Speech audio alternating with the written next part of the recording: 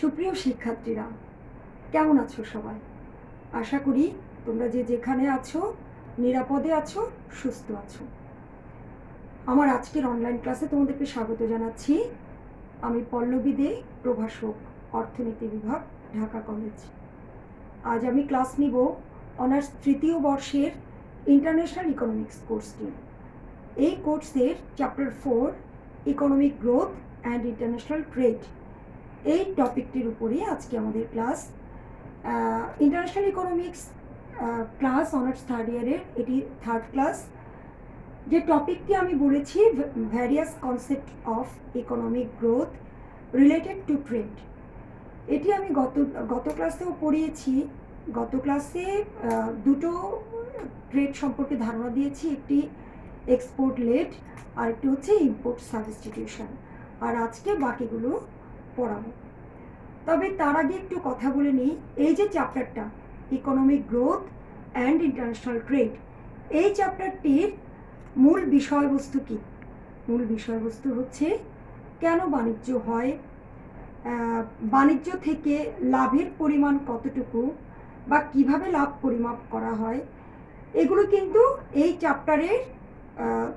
চ্যাপ্টারে ব্যাখ্যা করা হয়নি। কেননা এর আগের যে চ্যাপ্টার আছে সেটি তোমরা পড়েছো, সেটি হচ্ছে বিভিন্ন অর্থনীতিবিদের তত্ত্ব নিয়ে, বিশুদ্ধ তত্ত্ব নিয়ে এর আগের চ্যাপ্টারটি করা।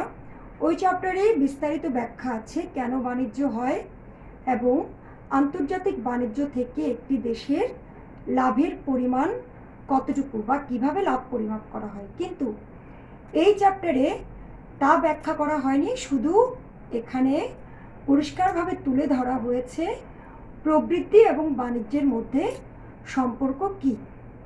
প্রবৃদ্ধি এবং বাণিজ্যের সম্পর্ক ব্যাখ্যা করতে গিয়ে বিভিন্ন অর্থনীতিবিদ বিভিন্ন গবেষণা করেছেন। তার মধ্যে গবেষণায় উঠে এসেছে বাণিজ্যের উপর অর্থনৈতিক প্রবৃদ্ধির প্রভাব দুটি দৃষ্টিকোণ থেকে ব্যাখ্যা করা যায়। একটি হচ্ছে উৎপাদনের উপর এবং অপরটি হচ্ছে একটি দেশের টোটাল ভোগ বা সমগ্র ভোগ ব্যয়ের উপরে অর্থনৈতিক প্রবৃদ্ধির প্রভাব কেমন। এই যে দুটো দৃষ্টিকোণ থেকে ব্যাখ্যা করা হয়, এটি আমি গত ক্লাসেও আলোচনা করেছি। এই দুটো দৃষ্টিকোণ থেকে ব্যাখ্যা করতে গিয়ে ট্রেডের এই গ্রোথের যে বিভিন্ন কনসেপ্ট আছে, এই কনসেপ্টগুলো ট্রেড রিলেটেড, এই কনসেপ্টগুলোকে 5টি ভাগে ভাগ করা হয়েছে। আমরা একটু দেখে নিই, আমি বোর্ডে লিখেছি এই ভাগগুলো, দেখো তোমরা। Export led growth, import substituting growth, biased growth, unbiased growth, immeasurizing growth। এই যে 5টি ক্রাইটেরিয়ার মধ্যে দুটো ক্রাইটেরিয়া আমি গত ক্লাসে পড়িয়েছি। এক্সপোর্ট লেড, একটু আমি প্রিভিয়াস ক্লাসটা একটু বলে শুরু করি। এক্সপোর্ট লেড হচ্ছে একটি দেশে রপ্তানি বাণিজ্যের উপরই মোটামুটি এই প্রবৃদ্ধিটা ডিপেন্ড করে। কী পরিমাণ রপ্তানি বাণিজ্য হচ্ছে এবং রপ্তানি বাণিজ্যকে গুরুত্ব দিয়ে রপ্তানি বাণিজ্যের প্রসারের কথা চিন্তা করে যখন ইকোনমিক গ্রোথকে ব্যাখ্যা করা হয়, তখন তাকে বলা হয় এক্সপোর্ট লেড গ্রোথ। ঠিক একইভাবে একটি দেশে যে পরিমাণ আমদানি করা হয়, সে আমদানি নির্ভরতা কমানোর জন্য যদি আমদানি বিকল্পন শিল্প দেশের অভ্যন্তরে গড়ে তোলার সিদ্ধান্ত গ্রহণ করা হয়, তখন সেটা হয় ইম্পোর্ট সাবস্টিটিউটিং গ্রোথ। আজ আমরা পড়ব biased growth, unbiased growth, immiserising growth. শুরুতেই বলি বায়াসড গ্রোথ।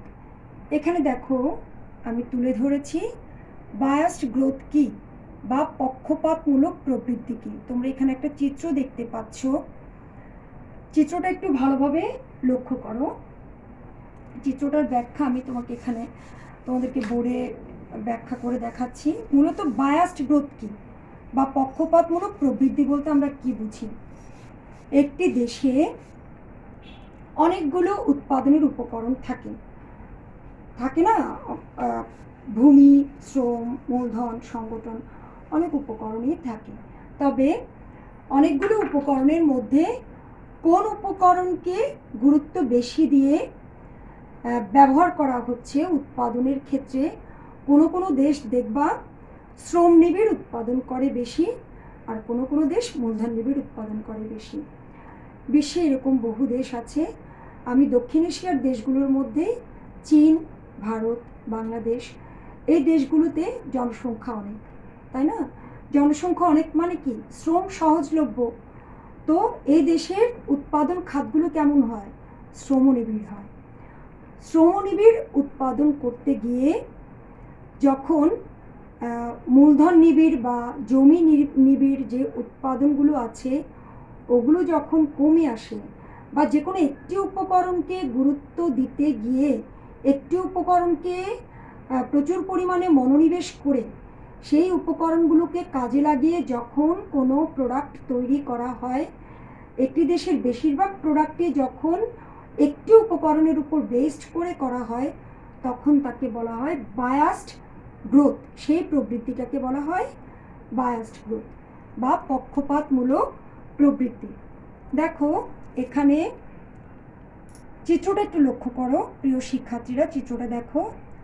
OX অক্ষে বস্ত্র, বস্ত্র একটি প্রোডাক্ট যেটা OX অক্ষে দেখানো হয়েছে। তাহলে OX অক্ষে বস্ত্র ধরে নিলাম এটি হচ্ছে labour based, labour based production বা প্রোডাক্ট, এবং এটি হচ্ছে লম্ব অক্ষে OY অক্ষে খাদ্য, অর্থাৎ এটাকে আমরা কি বলতে পারি, land based, land based product, জমি নির্ভরতা। এখানে এফসি, এফসি হচ্ছে উৎপাদন সম্ভাবনা রেখা, প্রাথমিক উৎপাদন সম্ভাবনা রেখা, আর প্রাথমিক PPC curve, PPC curve, production possibility curve. এবং F1C1 হচ্ছে বাণিজ্য পরবর্তী, বাণিজ্য পরবর্তী পিপিসি কার্ভ। ঠিক আছে, বাণিজ্যের পরবর্তী এই কার্ভটি। এখানে কি দেখানো হচ্ছে, পিপি কি, পিপি হচ্ছে আন্তর্জাতিক দাম রেখা, আন্তর্জাতিক দাম রেখা। এবং P1 হচ্ছে বাণিজ্য পরবর্তী আন্তর্জাতিক দাম রেখা, আন্তর্জাতিক দাম রেখা। এখানে ই এবং এফ দুটি হচ্ছে ভারসাম্য বিন্দু, তোমরা দেখতে পাচ্ছ। তাহলে ভূমি অক্ষে বস্ত্র উৎপাদন বা ক্লথ, আর লম্ব অক্ষে ফুড, এই যে এফ লেখা হলো খাদ্য। এখন এই যে তোমরা উৎপাদন সম্ভাবনা রেখার আকৃতি দেখো কিন্তু বলতে পারো যে কোনটি বায়াসড, কোনটির প্রতি এই প্রবৃদ্ধিটা বায়াসড। বস্ত্রের প্রতি দেখো, এফ যদি বস্ত্র উৎপাদন হয় তাহলে লেবার বেসড, এই দেশে বলা যায় যে লেবার বেসড উৎপাদন হয় বেশি, বস্ত্র উৎপাদিত হচ্ছে। আমাদের কেননা আমাদের দেশে জনসংখ্যা বেশি, যে প্রোডাক্টটি উৎপাদন হচ্ছে সেটি লেবার বেসড ধরে নিলাম। তাহলে পিপি আন্তর্জাতিক দাম রেখা ই বিন্দুতে ছেদ করলো, এই বিন্দুটা প্রাথমিক ভারসাম্য বিন্দু, এফ বিন্দুটা হচ্ছে পরবর্তী আন্তর্জাতিক দাম রেখাতে অবস্থিত, এবং প্রবৃদ্ধি হওয়ার কারণে এটি এই যে এফসি পিপিসি রেখাটি ডান দিকে সরে গিয়েছে এবং এফ একটি নতুন ভারসাম্য বিন্দু হয়েছে। তোমরা দেখো প্রথম ভারসাম্য বিন্দুতে বস্ত্র উৎপাদিত হয় OM এবং খাদ্য উৎপাদিত হয় ON পরিমাণ। প্রবৃদ্ধির কারণে বস্ত্র উৎপাদন বেড়ে গেল, তাহলে নতুন ভারসাম্য বিন্দু হয় এফ। ই ও এফ বিন্দু তুলনা করলে আমরা দেখতে পাই বস্ত্র উৎপাদনটা OM থেকে প্রসারিত হয়ে OM1 হয়েছে, কিন্তু খাদ্য উৎপাদনটা ON থেকে কমে ON1 হয়েছে। অর্থাৎ এখানে একটি প্রোডাক্টের উৎপাদনই বেশি হয়েছে, আরেকটি প্রোডাক্টের উৎপাদন কমে গেছে। কেননা এই উৎপাদন থেকেই ওই দেশ ওই দেশের লেবার বেশি, ওই দেশের লেবারকে, মূলধন কম, মূলধন বলছি জমি কম, জমিকে স্থির রেখে, যেহেতু জমি স্থির, জমির যোগান সীমাবদ্ধ, জমির যোগান অস্থিতিস্থাপক, এ কারণে লেবারকে চাইলে আমরা বেশি নিয়োগ করতে পারি, কেননা শ্রমের যোগান আমাদের দেশে অত্যধিক। তো লেবার বেসড উৎপাদন করতে গিয়ে বস্ত্র উৎপাদন অনেক গুণে বেড়ে গেছে এবং খাদ্য উৎপাদন কমে গেছে। তাহলে এই যে প্রবৃদ্ধিটা হলো এফ বিন্দুতে, সেটি হচ্ছে বায়াসড প্রবৃদ্ধি বা পক্ষপাতমূলক প্রবৃদ্ধি। প্রিয় শিক্ষার্থীরা, তোমরা নিশ্চয়ই চিত্রটি বুঝতে পেরেছো। এই চিত্রে আমি দেখালাম বায়াসড প্রবৃদ্ধি কি, বা ইন্টারন্যাশনাল ট্রেডে বায়াসড প্রবৃদ্ধি বলতে আমরা কি বুঝি। আমরা পরবর্তীতে দেখব আনবায়াসড এবং ইনলিজারাইজিং প্রবৃদ্ধি কি। সুপ্রিয় শিক্ষার্থীরা, আমরা এখন দেখব আনবায়াসড প্রবৃদ্ধি কি। আনবায়াসড প্রবৃদ্ধি হচ্ছে, আমি একটু প্রথমে বলে নিই, একটি দেশে অনেক উপকরণই, উৎপাদনের অনেক উপকরণই থাকে। এখানে বলা হয়েছে উৎপাদনের পরিমাণ স্থির রেখে যখন সবগুলো উপকরণকে ব্যবহার করা হয়, ব্যবহারের ফলে যদি উপকরণের অনুপাতগুলো কিন্তু স্থির থাকবে, স্থির অনুপাত রেখে যখন সবগুলো উপকরণকে ব্যবহার করা হয়, এই উপকরণ ব্যবহারের ফলে যখন উৎপাদন বৃদ্ধি হয় এবং এই উৎপাদন বৃদ্ধি ও প্রবৃদ্ধি অর্জনের বা প্রবৃদ্ধি বৃদ্ধির যে কৌশল, সেটাকে বলা হয় পক্ষপাতহীন বা নিরপেক্ষ প্রবৃদ্ধি। তার মানে আমরা কোনো উপকরণের প্রতি কিন্তু বায়াসড নই, শুধু উপকরণগুলোর অনুপাত স্থির রেখে, স্থিরভাবে বাড়িয়ে উৎপাদনের পরিমাণ বৃদ্ধি করা, সেটাকে বলা হয় পক্ষপাতহীন প্রবৃদ্ধি। আমরা এখানে একটি চিত্র এঁকেছি, দেখো প্রিয় ছাত্ররা, চিত্রে দেখো এখানে দেখাচ্ছে আনবায়াসড বা পক্ষপাতহীন প্রবৃদ্ধি। ও এক্স অক্ষে ঠিক আগের মতো বস্ত্র উৎপাদন এবং ও ওয়াই অক্ষে খাদ্য উৎপাদন দেখানো হলো। এখানে তোমরা অবশ্যই মাথায় রাখবে যে দুটি উপকরণকে সমানভাবে বাড়ানো হচ্ছে এবং সমানভাবে বাড়ানোর ফলে যে উৎপাদন বেশি হচ্ছে, তার ফলে যে প্রবৃদ্ধি হচ্ছে, সেই প্রবৃদ্ধিটাকে কিন্তু পক্ষপাতহীন প্রবৃদ্ধি বলা হচ্ছে। তাহলে এখানে ও এক্স অক্ষে বস্ত্র, ও ওয়াই অক্ষে যে সি দিয়ে ক্লথ, এফ দিয়ে ঠিক আগের মতোই ফুড দেখানো হচ্ছে। এখন এখানে এফসি ঠিক আগের মতোই পিপিসি, F1 C1 ও পরবর্তী পিপিসি রেখা, বাণিজ্য পরবর্তী পিপিসি রেখা। কেমন? এখন প্রথমে কি দেখাচ্ছি, প্রথম উৎপাদন বিন্দু। আমরা এখানে দুটো উপকরণই নিয়োগ করলাম, এই বস্ত্রের জন্য লেবার এবং খাদ্য জমি ল্যান্ড, দুটো উপকরণই নিয়োগ করা হলো। দুটি উপকরণকে নিয়োগ করে প্রাথমিক উৎপাদন হয় ই বিন্দুতে। ই বিন্দু হচ্ছে প্রাথমিক উৎপাদন বিন্দু এবং E1 বাণিজ্য পরবর্তী উৎপাদন বিন্দু, ঠিক আছে। এবং দেখো জি, এখানে জিতে দেখানো হচ্ছে IC1, মানে প্রাথমিক নিরপেক্ষ রেখা। জি বিন্দু IC1 দেখানো হচ্ছে, তাহলে এটা হচ্ছে ভোগ বিন্দু। নিরপেক্ষ রেখা মানে কি? ভোগ বিন্দু। তাহলে এটা হচ্ছে প্রাথমিক ভোগ স্তর এবং G1 হচ্ছে IC2, ভোগ স্তর বেড়ে গেছে, বাণিজ্য পরবর্তী ভোগ স্তর। আমরা কি দেখতে পাচ্ছি দুটি সঞ্চার পথ R1 এবং R2, একটি সঞ্চার পথ R1 ও আরেকটি সঞ্চার পথ R2, ভোগ ও উৎপাদন বিন্দুর সঞ্চার পথ কিন্তু। তাহলে দেখো এফসি প্রাথমিক পিপিসি, F1 C1 বাণিজ্য পরবর্তী পিপিসি রেখা।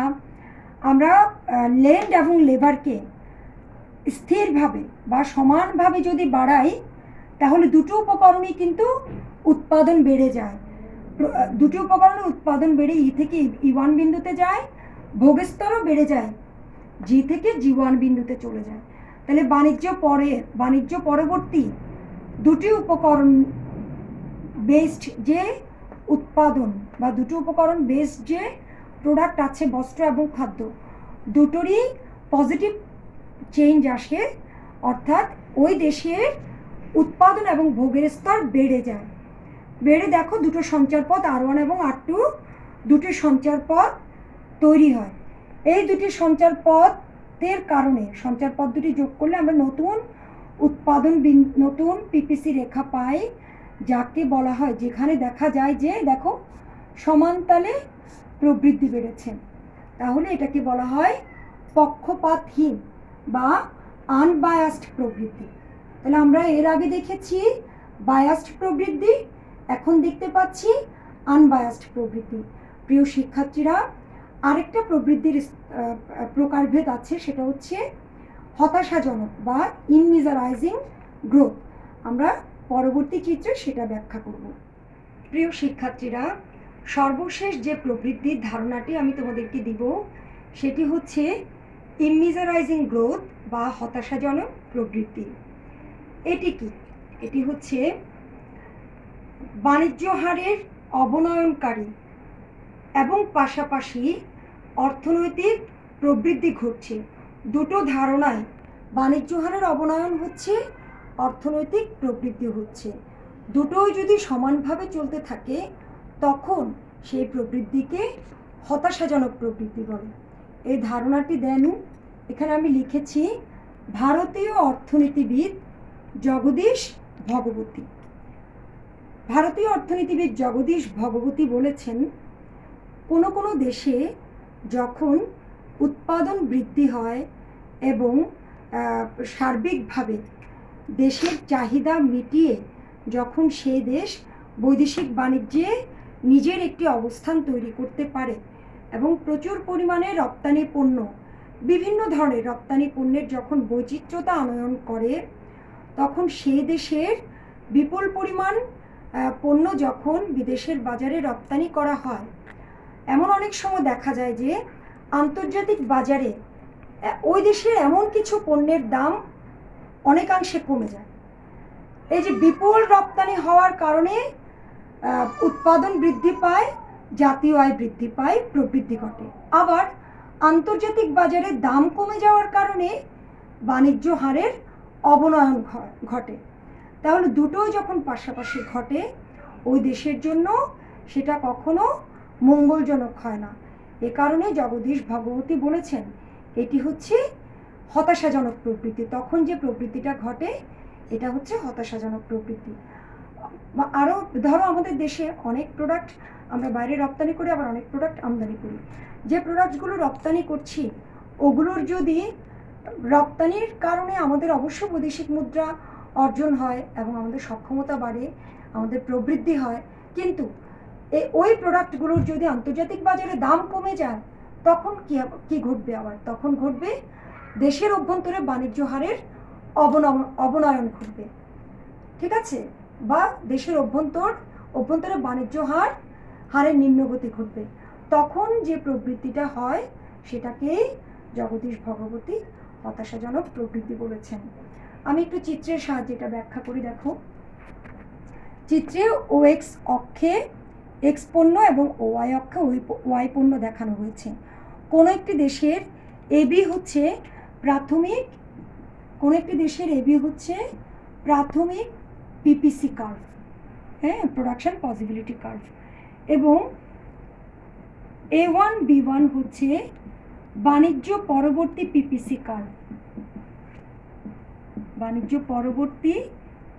কার্ভ, এখানে PP এবং P1 দুটোই হচ্ছে আন্তর্জাতিক দাম রেখা। তোমরা নিশ্চয় বুঝতে পারছো, PP হচ্ছে প্রাথমিক আন্তর্জাতিক দাম রেখা, এটা হচ্ছে বাণিজ্য পরবর্তী আন্তর্জাতিক দাম রেখা। তোমরা লক্ষ্য করবা খুব ভালোভাবে, এখানে তিনটি নিরপেক্ষ রেখা বা তিনটি IC1, IC2 ও IC3 নিরপেক্ষ রেখা দেখানো হলো, যেখানে একটি দেশের ভোগের স্তর ব্যাখ্যা করা যায়। আমরা জানি উপরের নিরপেক্ষ রেখা নিচের নিরপেক্ষ রেখা থেকে অধিক ভোগ নির্দেশ করে। দেখো, এই যে ই বিন্দুতে প্রাথমিক ভারসাম্য বিন্দু, দেশটি যখন বাণিজ্যে লিপ্ত হয় তখন এফ বিন্দুতে চলে যায়। এফ বিন্দুতে দেশটির যাওয়াতে উৎপাদন বেড়ে গেল এবং পিপি রেখায় যখন ছিল তার ভোগের স্তর ছিল IC2। P1 রেখাতে তার ভোগের স্তর হলো IC3, অর্থাৎ তার ভোগ বেড়ে গেল। কিন্তু আরেকটু অন্যভাবে দেখানো গেলে দেখা যায় যে এই রেখাতে তার ভোগের স্তর আবার কমে গেল। বাণিজ্যে যাওয়ার ফলে ভোগ বাড়ার কথা না বেড়ে সেটি আবার এই যে কমে গেল, যেটা আমরা দেখাচ্ছি PP2 আন্তর্জাতিক দাম রেখা দিয়ে। PP2 আন্তর্জাতিক দাম রেখা দিয়ে এই যে ব্যাখ্যা করলাম, আন্তর্জাতিক বাজারে যখন ওই দেশের প্রোডাক্টের দাম কমে যায় তখন কি হয়, তখন বাণিজ্য হারের অবনয়ন ঘটে। এই যে স্তরটা, ভোগের স্তর যে কমে গেল, মূলত এখানেই বলা হয় যে হতাশা দেখা গেল। অর্থাৎ এই যে প্রবৃদ্ধিটা ঘটলেও সার্বিক ভোগের স্তর কমে গেল। তো এটাকে এই জন্য বলা হয় হতাশাজনক প্রবৃদ্ধি। প্রিয় শিক্ষার্থীরা, আন্তর্জাতিক বাণিজ্যের উপর অর্থনৈতিক প্রবৃদ্ধির প্রভাব 5টি ভাগে আমি ব্যাখ্যা করেছি। আশা করি তোমরা বুঝতে পেরেছ। আমরা রপ্তানি তাড়িত, আমদানি বিকল্পন, বায়াসড, আনবায়াসড এবং ইনমিজারাইজিং 5টি গ্রোথ দেখেছি। প্রিয় শিক্ষার্থীরা, বর্তমান বিশ্বে যে আন্তর্জাতিক বাণিজ্য হচ্ছে, এই আন্তর্জাতিক বাণিজ্যে অর্থনীতিবিদরা এবং আমরা সাধারণ মানুষরাও অবশ্য স্বীকার করব যে বাণিজ্য এবং প্রবৃদ্ধি দুটোর সমার্থক ও পরিপূরক। কেননা আন্তর্জাতিক বাণিজ্যের কারণেই প্রবৃদ্ধির গতি অনেকাংশে বৃদ্ধি পায়। এর প্রকৃত উদাহরণ চীন, ভারত এবং বাংলাদেশও, তাই না? আমাদের আগের যে প্রবৃদ্ধি, আগের যে বাণিজ্যের অবস্থান, সেটার তুলনায় বর্তমানে আমরা বহুগুণে ভালো অবস্থানে আছি। যদিও এই করোনাকালীন বা এই মহামারীকালীন অনেক প্রেক্ষাপটের পরিবর্তন ঘটেছে, এর বাইরেও আমাদের অনেকাংশে অনেক ধরনের প্রবৃদ্ধি হয়েছে। এটা আমি বিভিন্ন ক্লাসে তোমাদেরকে উদাহরণ সহ বলেছি, বা প্রবৃদ্ধির প্রথম ক্লাসেও আমি উদাহরণ দিয়ে বলেছি। প্রিয় শিক্ষার্থীরা, আশা করি তোমরা ক্লাসটি বুঝতে পেরেছ। আজকের ক্লাস আমার এই পর্যন্তই। তোমরা ভালো থাকবে এবং ক্লাসটি দেখার জন্য তোমাদেরকে অসংখ্য ধন্যবাদ জানাচ্ছি।